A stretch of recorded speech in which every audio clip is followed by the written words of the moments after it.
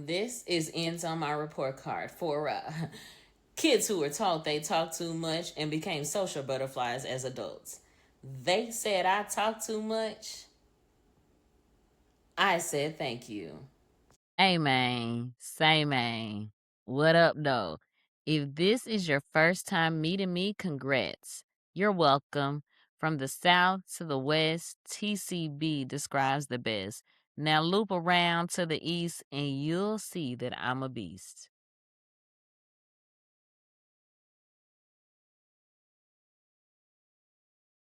This is Ends on my report card, the space for kids who were told they talk too much and became social butterflies as adults. For those who don't know, once upon a time in a former life, I was an entertainment correspondent, a red carpet host, a social media manager for a digital media outlet before it was the highly coveted job that it is now. I often think about going back to it if I'm being honest. I really never stopped. I just wasn't discussing all things pop culture on a consistent basis and from the angle of a journalist, and later began to transfer it into widely shared opinionator and political commentator. Keeping all this in mind, I follow news, all sorts of news. And I know what y'all finna say.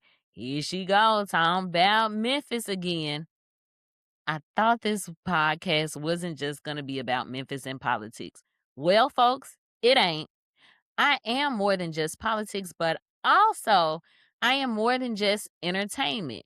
But I'm going to forever be a writer in multiple mediums and genres.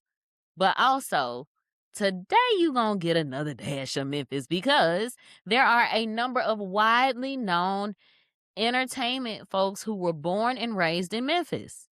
I'm not just talking about moved here when they were little and never left type.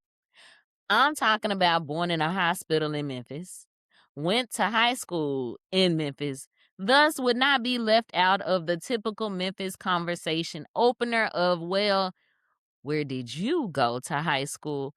As a sign of being truly from Memphis, to also be gauged by where you get your diploma from. So I'm going to pause right there and ask, how many of y'all knew Kathy Bates? Yes, the Kathy Bates is born in Memphis and is a June baby just like me, Kathy Bates. Is graduated from White Station High School, which isn't the best high school, all the shade, because I went to the Central High School, home of the Warriors, sporting that green and gold. BTW, stand down. My Memphis people are folks who know how to do their Googles. Gonna understand what I just meant. But anyways, back to whom some know as Annie Wilkes in Misery, or Dolores Claiborne, or Molly Brown in Titanic, or Waterboy's Mama, or Charlotte Everly in Third Rock from the Sun, or Miss Hannigan in the 1999 version of Annie, or Delphine LaLaurie in American Horror Stories Coven, or Charlotte Cartwright in Tyler Perry's The Family That Prays, or most recently as Madeline Matlock. And these roles don't even make up half of Kathy Bates' resume. Memphis made Matlock. Miss Kathy Bates looks great on paper and is also heavily awarded. She's won so many awards there isn't even enough time to name them all. But let's just say that amongst them, she's won Screen Actors Guild Awards, Golden Globes, and if she ever wins a Grammy, she would be an EGOT. That's Emmy, Grammy, Oscar, and Tony. Ayo, Kathy, give us an album or voice something on a soundtrack or something so Memphis can say it produced an EGOT. Now, allegedly, in the early 90s, Memphis Rotary Club celebrated Kathy Bates' Oscar win for Misery and proclaimed July 23rd Kathy Bates Day. But I don't seem to remember none of that, and I was around 5 years old at that time. Like, it wasn't until my big age of being in my early 30s that I learned Kathy Bates was from Memphis. I don't remember hearing about her during any career days at school. I don't remember my friends who went to White Station High mentioning her. I can't even recall city leaders ever bringing her up. I mean, I know the music scene has always been significantly heavier than the acting scene in Memphis, but damn, Kathy Bates is highly accomplished, and you would think for a city that's always in the news for something, its perception, its poverty rate, its leadership, its schools, its sports, etc., etc., etc., you would think at some point there'd be some form of grand celebration for the Kathy Bates. Matter of fact, Memphis City Council, Memphis Mayor Paul Young, or somebody using the sense God gave you, let's do something big for Kathy Bates in Memphis. She most certainly deserves it. Now, while Kathy Bates is an accomplished actress, her most notable accomplishments are those not as widely known. No, she hasn't found a cure for something, or at least not that I know of. No, she didn't invent some life changing mechanism, or at least not that I know of. But she is a 2-time cancer survivor.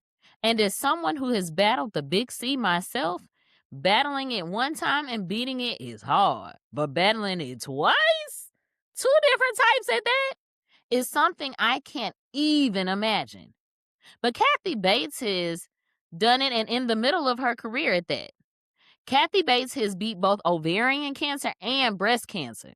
The big C tried to take her top and her bottom, and she beat both them things. While she didn't fight both types simultaneously, her diagnoses were within 10 years of each other. Can you imagine the top of a decade being one way, you getting past it, and then here it comes again in a different way that you didn't ask for? Whew. Kathy Bates, if you happen to see this, thank you for making this Memphian proud. And as a cancer survivor, I recognize the fight in you and am happy you are still here in the land of the living to give us that good work on screen.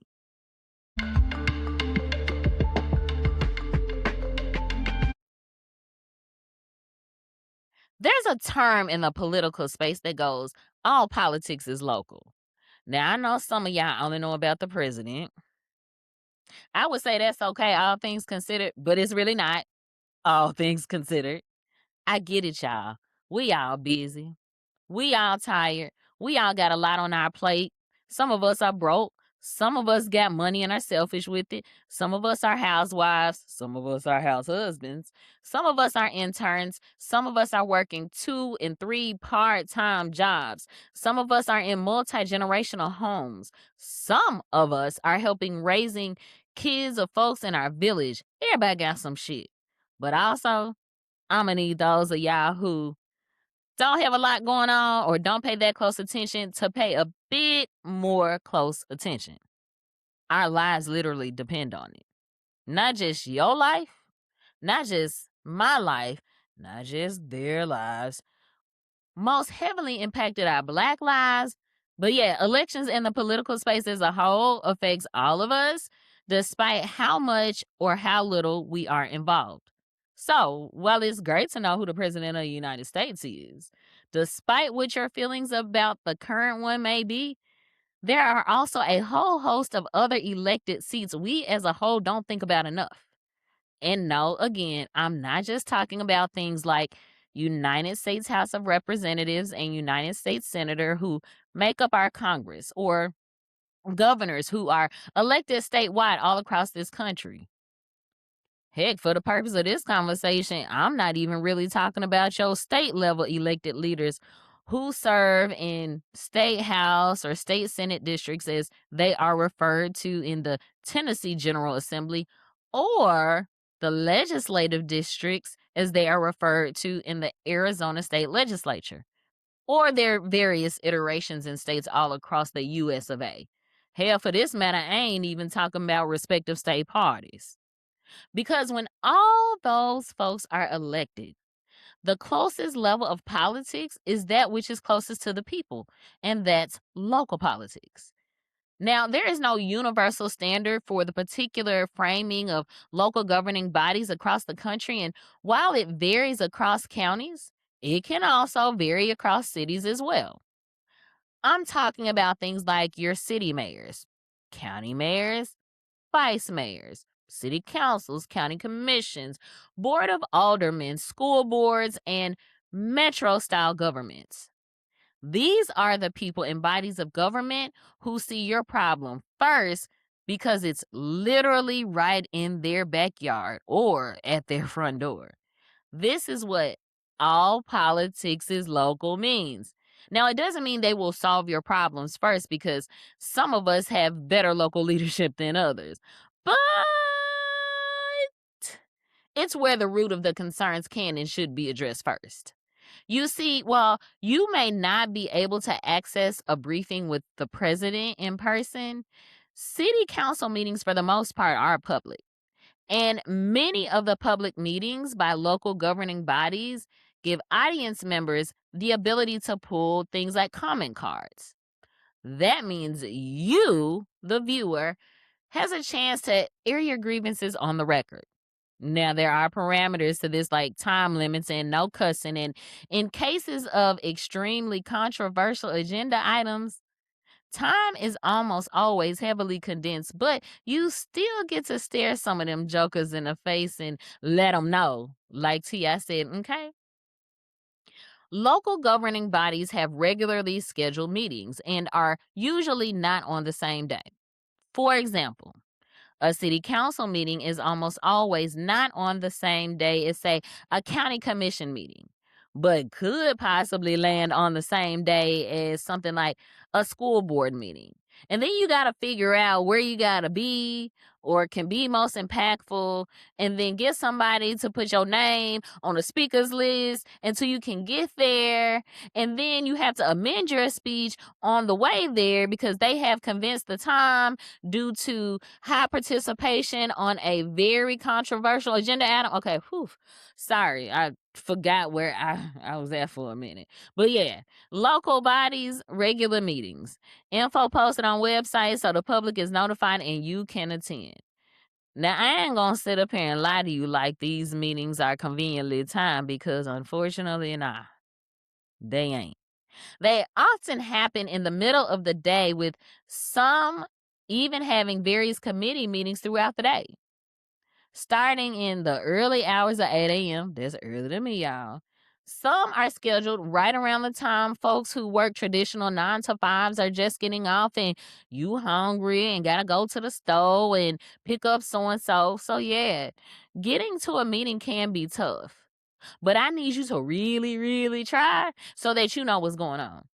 Because despite many of these meetings being live streamed, technology don't always cooperate with us. And sometimes being in the room, you see things and angles and reactions from people in real time that you otherwise wouldn't see watching at home through the TV or the computer screen. So when you wonder about your utility rates, the first layer of that is all politics is local. When you wonder about the conditions of certain schools, all politics is local. Potholes, all politics is local. Random $1 billion entity being built by an out of town developer, all politics is local. Being able to walk in your local grocer and see your alderman on the cereal aisle, you guessed it, all politics is local. Annual event with elected leaders speaking, all politics is local. Local politics are your first line of defense for advocacy. Learn it, learn the people, the players, strategize, get registered, and vote accordingly.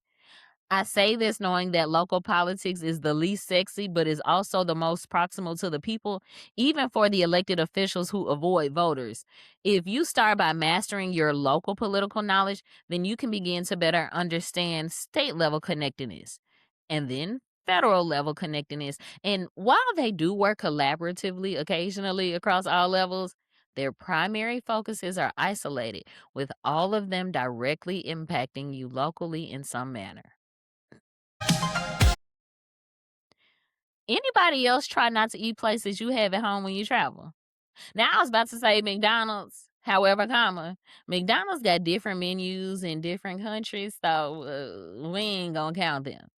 What I mean is, if they have a Burger King where I live and I travel to another city or state or heck country for that matter, I'm not about to eat no Burger King there. I'm going to try to eat something that I've always wanted to try if they have it where I'm traveling, or at the very least, try to patronize a regional or local restaurant.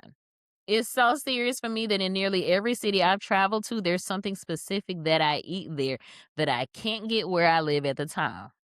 For example, when I'm in DC, I'm smashing Wawa's. I don't care what none of y'all think.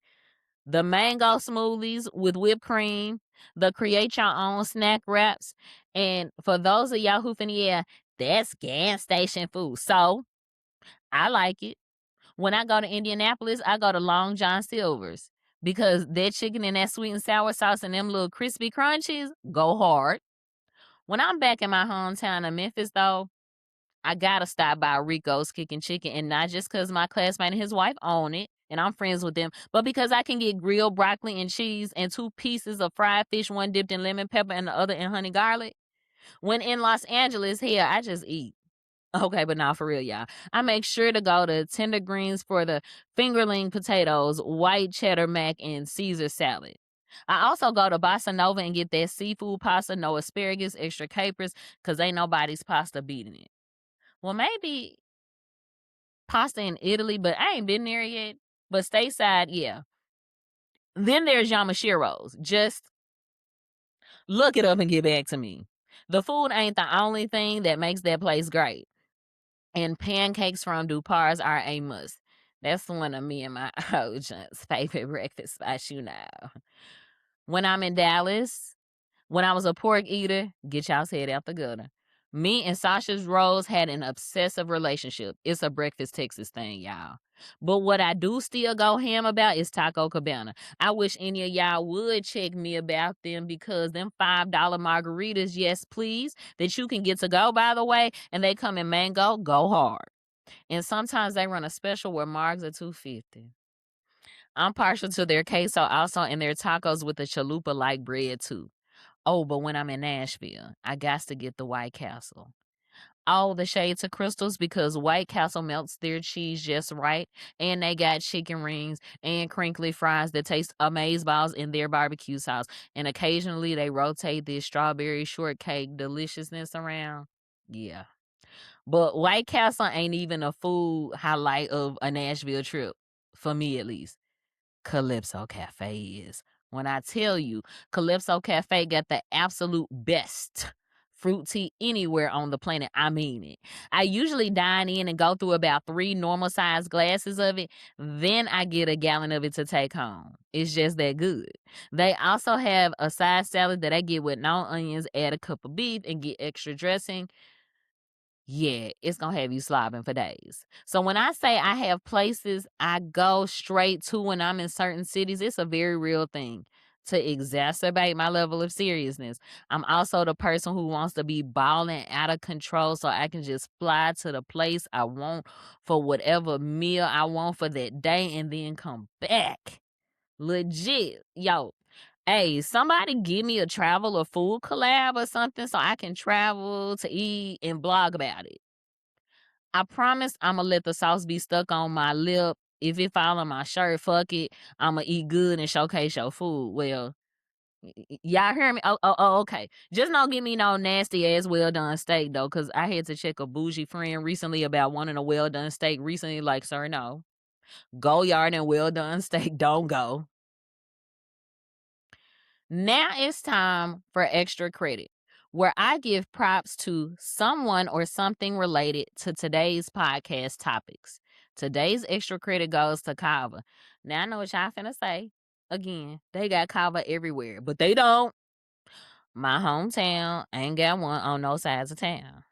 But where I currently live, there's one a half a block away. I'm there often, very often. Probably more often than I was at Panda Express in Hollywood smashing that honey walnut shrimp when I moved there in 2011. But back to Kava though. When I say the staff there is so nice and generous, they make sure I got plenty of rice, plenty of grilled chicken or salmon. They slather on the toppings real good, make sure my extra dressing is right, and on specialer days, because yes, specialer is a word today for the purpose of this exercise. On specialer days, they don't just fill my bowl up, they hit the love button, and I get my bowl for free. And recently, I was having a rough day in anticipation of my milestone birthday and realizing that my mom and none of my grandparents were still alive. And the really sweet manager noticed and gave it to me free. She hit the love button, and my soul and stomach were well pleased. We also had time out where I put somebody in a corner that just did folks dirty or hurt our feelings with their actions. I bet y'all saw this one coming, or at least if you know me, you did. Cause today, I'm putting State Senator London Lamar from the state of Tennessee in timeout. This heifer had the unmitigated gall to take a dig at State Representative Justin J. Pearson from the state of Tennessee, who is not only her Democratic colleague in the Tennessee General Assembly, but currently also her opponent in the race for Tennessee Congressional District 9. It's a longer story about the last minute gerrymandered map change, but here we are, and they are both vying to be the Democratic nominee for that seat. As a result of this election and a few others, the local Shelby County Democratic Party in Memphis, Tennessee, hosted a forum on Tuesday, June 30th, where both State Senator Lamar and State Representative Pearson were both present, along with two other hopefuls in the race. Now, look, going into this forum, I was expecting the spice to be right. And when I tell you, it was a slow burn that built up to a major who the fuck do you think you are bomb drop. Well, London Lamar decided that she was going to take a dig at Justin by alluding to Justin calling a state trooper a boy when said collection of state troopers was attempting to intimidate and manhandle his brother Keyshawn as disrespectful to law enforcement. Now, the world may never know why she really decided to bring that up and take a dig at Justin, but one can reasonably assume that it was because she was tanking in the forum, where every candidate rebutted something she said and was trying to pander to a particular sector of voters and find her, miraculously, some shine. Well, if no one else has said it, I will. Not only did what she said further cement that she shouldn't be elected to shit else, but it further proves that her little 20-something pieces of legislation and 3 mealy-mouth talking points aren't enough to carry her to the finish line with a victory because she legit couldn't talk about anything else. But the incident in question, where Justin hit the troopers with the Uno reverse of calling one boy, and the origin of how the word boy has been used against and negatively around Black people as a huge sign of disrespect, clearly exhibits why her characterization of the moment didn't put the best taste in the mouths of voters. It's like, baby, did you forget you had a Black daddy, a Black baby daddy, and a Black son? Because for a moment, she thought she was going to shine for real and one up Pearson, when all she actually did is more clearly display the true colors she no longer does a good job at hiding. I'm Theron, and this has been NsOnMyReport Card. See you next time.